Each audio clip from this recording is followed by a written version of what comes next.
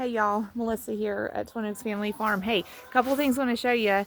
Going to try a new treat for the hens, at least the production red hen house, and want to show you the depth of the snow. I just noticed a really great visual on the depth of the snow that we've got here. So first week of January 2025, Southeast Ohio, really in a lot of the country of the United States of America, probably in the eastern part of the country, got some winter storms, a lot of snow, and we're about a week into it. And when we got the snow, it was pretty big, like 8 to 10 inches in most places.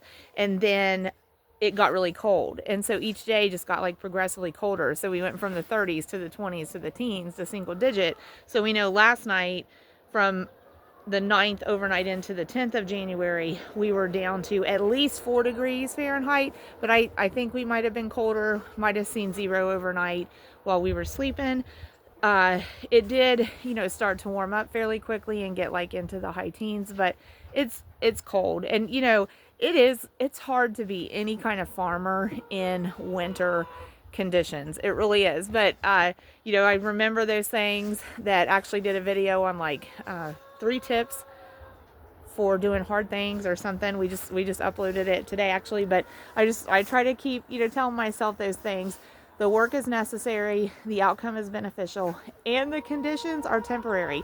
So do want to show you this visual though. I'm just going to actually just turn the camera around. So this is just part of the property behind where we have our egg production hens. So I know it makes it look like we sit like way up on a hill, but actually we don't. We actually are like the low point of everything around us. And where our home is and this particular chicken house is all just like kind of on a tiered level that's a little higher, but then everything like runs down. You can see down to that kind of waterway, and that all actually runs back to a creek. So like everything around us drains here, drains across us. So we actually sit kind of low. We're kind of valleyed more or less. So right here though is a really neat visual. Let me take the camera like up this side of the building. So there's the back side of where our egg production hens live, and oh, hi girl. I had one, we'll see her sticking her head out the hen house door. She's like, do I want to go out there? So that's the back side of that building. You can see some of the icicles hanging down, and the snow like was kind of like drifted over. But right here, because of that overhang, we didn't have snow fall right up against that building. So it left, a gap there. But then because of that, we can really see the depth of the snow where it piled up in that little chicken run that's attached to their chicken house. So that's a good 8 inches plus that's piled up there. I think on cameras, it's awfully hard sometimes to tell depth, but that's a good reference on that is it's a good 8 inches plus, because like center of the screen, more or less, furthest back behind where the chicken's little ramp is, there's a cinder block sitting there that's at least 8 inches tall, and the snow is over that. So a good 8 inches there. And then like I said, it snowed, and then it just got colder and colder and colder. So even though they can melt the snow off on the roads and we could blade the snow off on the driveway, and this hand is getting really cold, even though we can clear places, other places, the snow just stays there because it's so cold, it's not going to melt off. And now we're supposed to get more snow tonight and more snow like in about 3 days, and it's supposed to stay cold. So so this is here for a little while longer. So we're just trying to keep the house warm, keep the animals basic needs met, and that's what it's all about. So I want to show you this though. I did give these gals this treat. So it's called Brown's Natural Encore Farm Fresh Fixins Flaked Cereal Treat. It's for all kinds of fowl, ducks, geese, turkeys, chickens. And this brand makes all kinds of treat products for parakeets, parrots, wild birds, all kinds of things. So this says all natural bite-sized flaked peas, corn, wheat, and carrots. That's a 1.5-pound bag. Let's go ahead and look back here.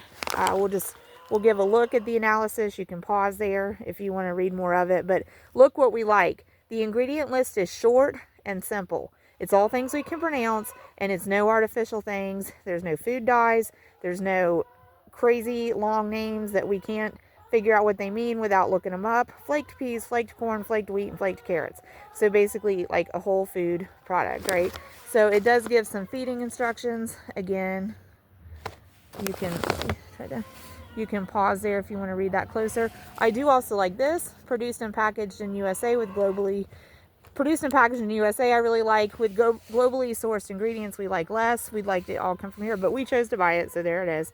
So again, you can pause and read that if you want to. Another thing we kind of don't like, I say the same thing every time about this, plastic packaging. A good thing is it does have a resealable packaging. A bad thing is could have just been me, but I didn't find this one very easy open, and I think I ended up like tearing this in such a way that I'm not gonna be able to reseal it, but that's okay. I'll just put it in a tub that I can seal and keep it fresh. But let's go and actually see the hen's reaction to it. Wanted to show y'all this. I don't know how much of it you can see, but see the impressions like right here. So a wild bird had landed there, and that was from its tail. And then there's actually a set right here, but I don't know if it'll show up on camera. But you know, we make snow angels. Well, this was like a snowbird. Okay, so another reason we were out to the hen houses was that we actually need one more egg to complete filling an order for one of our egg clients this afternoon.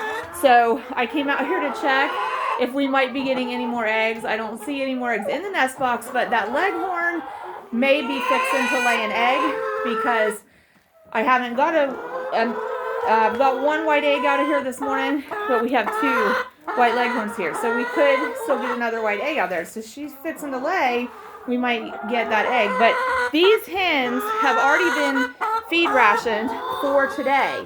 So they cleaned it up. So I went ahead and I put some of the cereal treat in there, okay? And they're checking it out. But I'm saying they're thinking it's mealworms because I've put this in and they did go for it right at first, but they've left some in the feeder. But let me see. So we'll show y'all a handful of it up close. Okay. So they're curious about it. So they're waiting to see what it is. But they're going to check it out and it's not going to be mealworms and they're going to be like, oh, never mind. But so we already feed rationed them for today. So we're actually going to wait until this evening. We're going to give them more feed. When it's really cold like this, we really don't want to see them out of feed with not anything in there to eat. And they do actually have some feed left in there.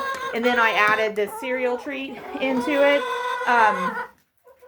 But I'm going to say this flake cereal treat is one that we probably won't get again because they really aren't that enthusiastic about it.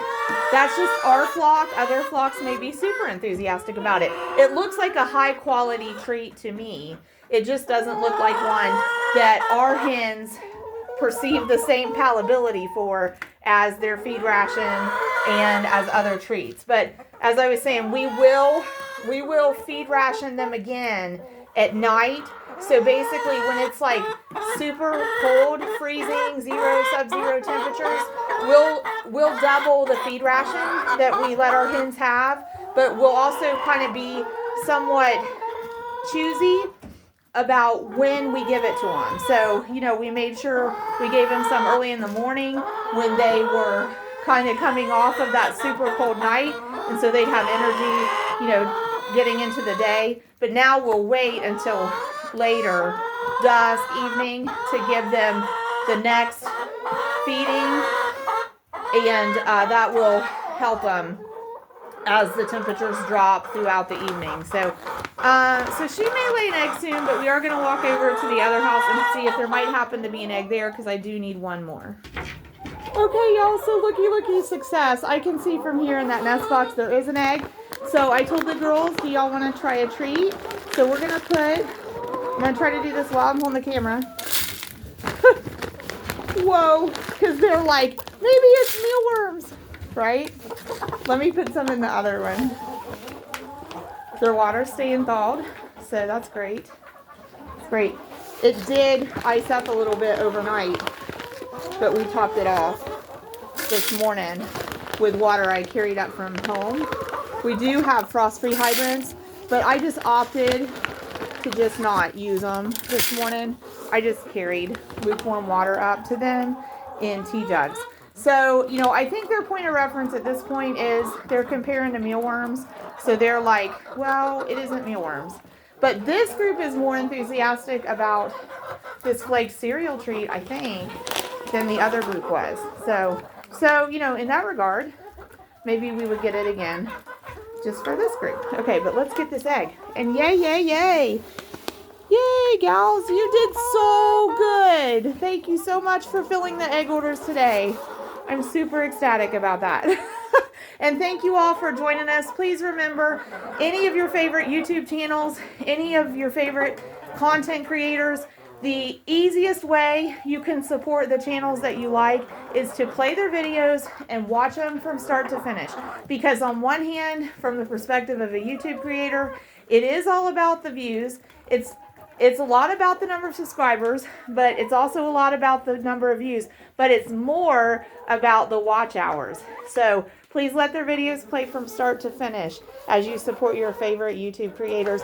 And we also got to promote, please think about local agriculture wherever y'all are, because consumers need agriculture. That's our best source of safe, steady food supply. So consumers need agriculture, but y'all, agriculture needs consumers, especially small agriculture. So we encourage you to heart local ag. And by that we mean try to connect with farmers, ranchers, and producers wherever you live to source foods and goods directly from the folks that produce them in your own area. So you source your food as close to home as you possibly can, and hopefully directly from the farmers, ranchers, and producers who make it. We call that initiative Heart Local Ag, and we encourage you to actually heart local ag wherever local is for you. Thanks so much. God bless y'all.